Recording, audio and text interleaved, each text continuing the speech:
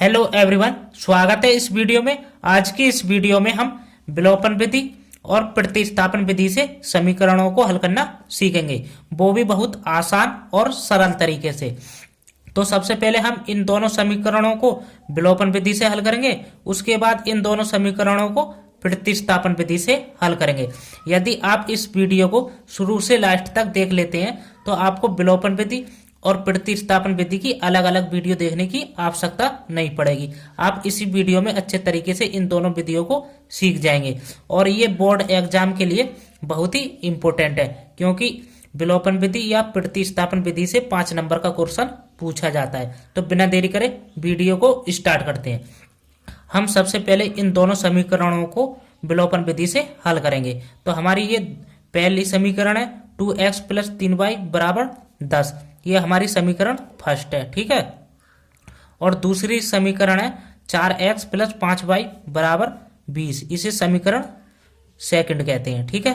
अब हमें क्या करना है, इन दोनों समीकरणों को विलोपन विधि से हल करना है। तो विलोपन विधि में क्या होता है, या तो x वाले पद को समाप्त करना होता है या y वाले पद को समाप्त करना होता है।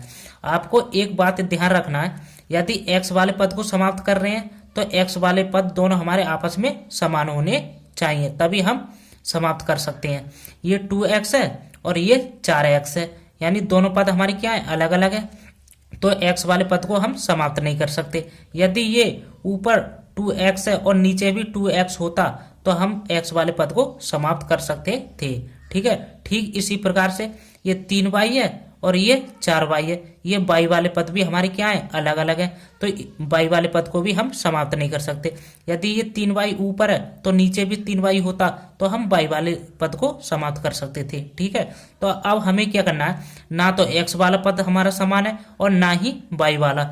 या तो आपको y वाला पद समान बनाना पड़ेगा या x वाला, तो वो आपकी मर्जी है। तो हम क्या करेंगे, हम y वाले पद को समान बनाएंगे। तो समान बनाने के लिए क्या करते हैं, ये 22 से पहले जो संख्या 3 है इसकी गुणा तो करा देना समीकरण सेकंड में, ठीक है, 3 की। और ये समीकरण सेकंड में जो 22 से पहले संख्या है 5, इसकी गुणा करा देना है समीकरण फर्स्ट में, ठीक है। और आपको यहां पर लिखना है समीकरण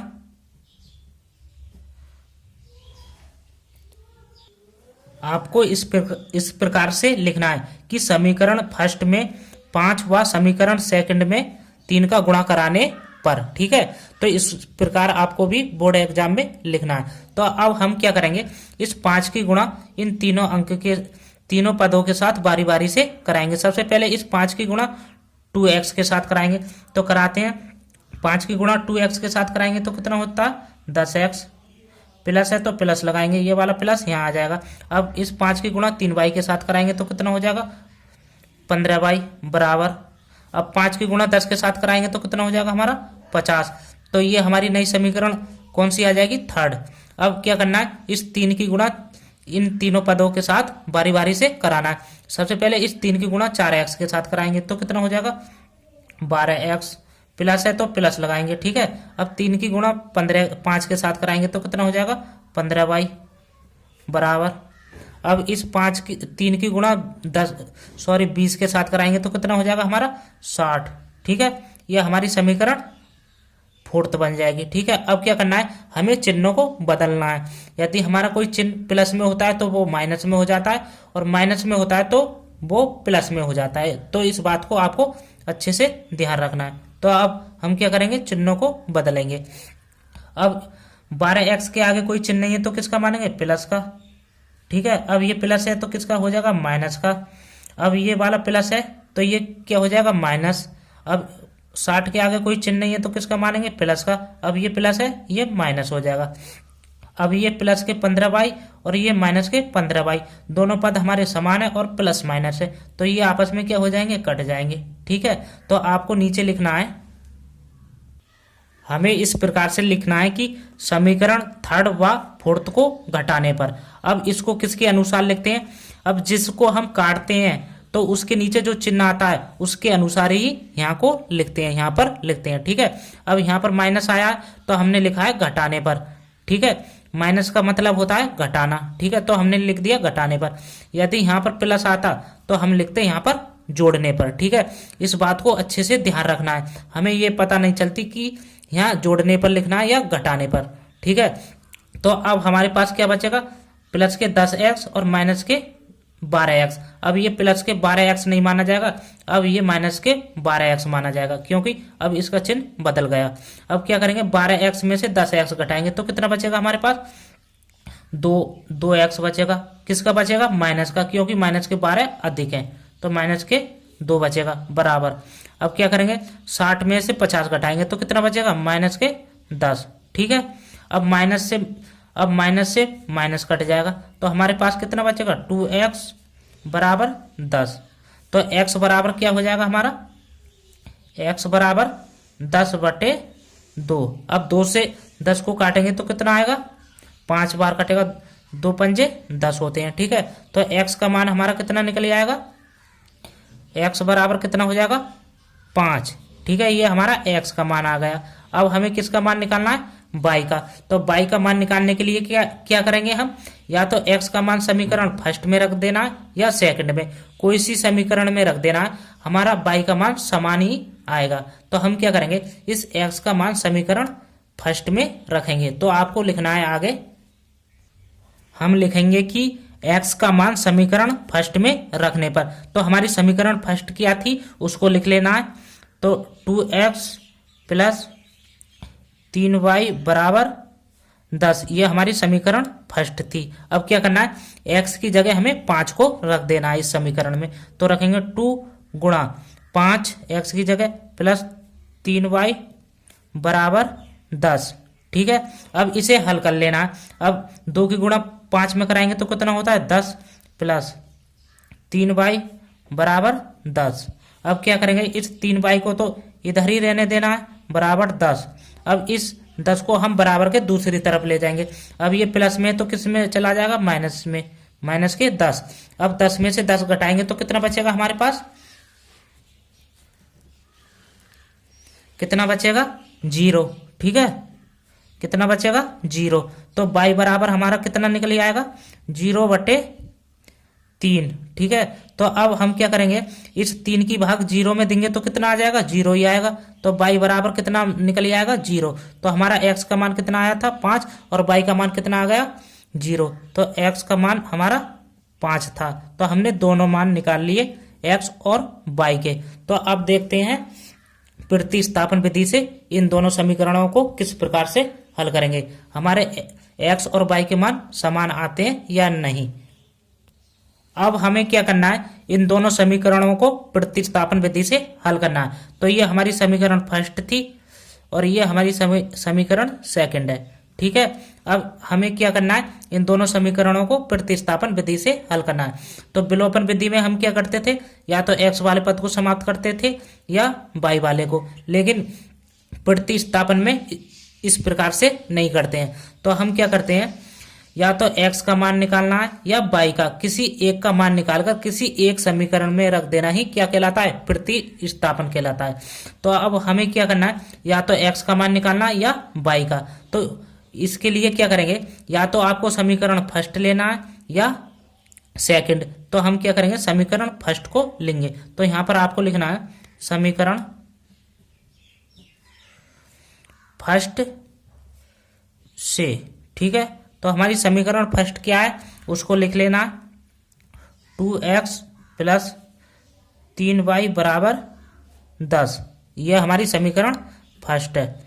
तो अब क्या करेंगे, या तो हमें इस समीकरण से x का मान निकालना या y का। तो हम क्या करेंगे, x का मान निकालेंगे।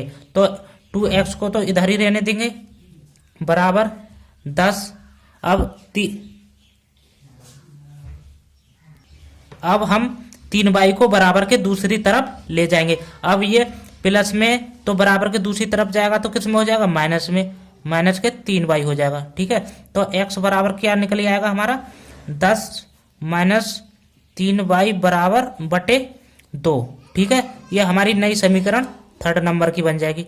तो अब हमें क्या करना है, इस x का मान समीकरण सेकंड में रखना है। तो यहाँ पर लिखना है आपको, हम लिखेंगे कि x का मान समीकरण सेकंड में रखने पर। तो हमारी समीकरण सेकंड क्या थी उसको लिखना है, 4x प्लस 5y = 20। ये हमारी समीकरण सेकंड थी। अब क्या करना है, x की जगह हमें इस मान को रख देना है। तो रखेंगे 4 गुणा, इसे ब्रैकेट में लिखेंगे 10 - 3y बटे कितना हो जाएगा 2, ब्रैकेट बंद, प्लस 5y = 20।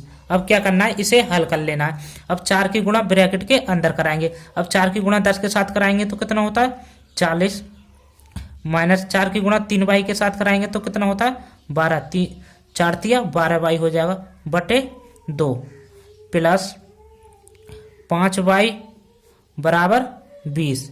अब क्या करना है आगे, इस 2 की गुणा सबसे पहले 5y के साथ कराना है, उसके बाद इस 2 की गुणा 20 के साथ कराना है। तो कराते हैं।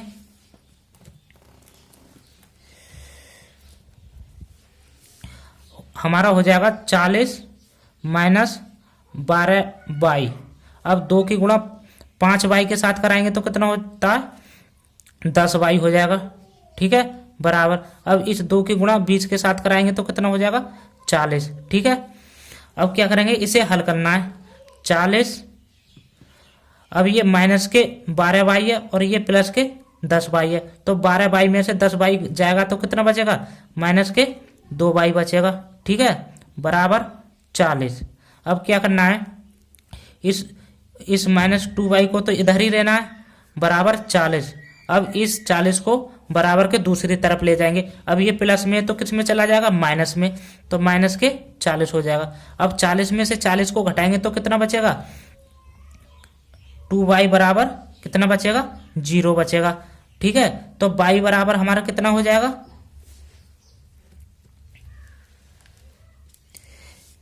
0 बटे -2। अब -2 की भाग 0 में देंगे तो y का मान कितना निकल आएगा, 0 ही आएगा, ठीक है। अब हमारा y का मान तो आ गया। अब हमें किसका मान निकालना है, x का। तो x का मान निकालने के लिए क्या करना है, y का मान समीकरण फर्स्ट या सेकंड में कोई सी में रख देना है, हमारा x का मान निकल जाएगा। तो हम क्या करेंगे, इस y का मान समीकरण फर्स्ट में रखेंगे। तो यहाँ पर लिखना है आपको, आगे हम लिखेंगे कि y का मान समीकरण फर्स्ट में रखने पर। तो हमारी समीकरण फर्स्ट क्या थी उसको लिख लेना है, 2x + 3y = 10। ये हमारी समीकरण फर्स्ट थी। अब क्या करना है, y की जगह हमें 0 रखना है, क्योंकि y का मान हमारा 0 आया था। तो हो जाएगा 2x + 3 गुणा, अब 0 रखेंगे, 0 = 10। अब इसे हल करना है तो हो जाएगा 2x, अब 0 की गुणा 3 के साथ कराएंगे तो कितना आएगा, 0 ही आएगा, बराबर 10। अब 2x को तो इधर ही रहने देना है, बराबर 10। अब 0 को हम बराबर के दूसरी तरफ ले जाएंगे तो किस में जाएगा, माइनस में, माइनस के 0, ठीक है। तो 2x बराबर 10 में से 0 जाएगा तो कितना बचेगा, 10 ही बचेगा। तो x बराबर कितना निकल आएगा हमारा 10 बटे 2। 2 से काटेंगे इसको तो क्या बार कटेगा, 5 बार, 2 पंजे 10 होते हैं। तो x का मान हमारा कितना निकल आएगा 5, ठीक है।